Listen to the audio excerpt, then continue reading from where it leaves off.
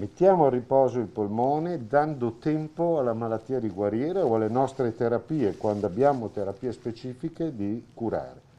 Nel Covid è solo il tempo che dobbiamo far passare.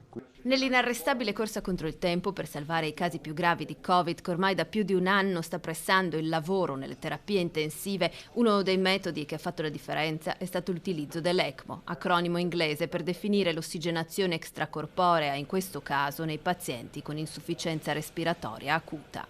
Dietro le porte scorrevoli e valicabili soltanto agli addetti ai lavori perennemente bardati, un sistema di cannule, tecnologia, formule e calcoli si sostituisce al corpo umano dai 7 fino a un massimo di 70 giorni. Usiamo l'ECMO per ossigenare il sangue perché non siamo più in grado col ventilatore, mantenendo dei parametri di sicurezza, di ossigenare e di scambiare l'anidride carbonica del sangue del paziente.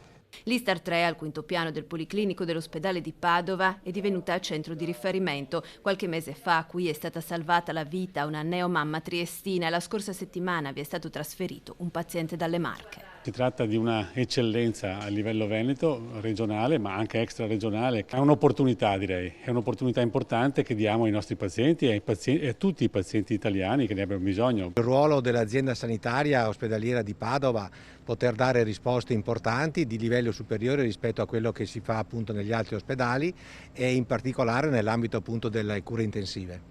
Uno studio francese attesta la sopravvivenza dei malati Covid sottoposti a ECMO attorno al 62%, a Padova supera il 70%.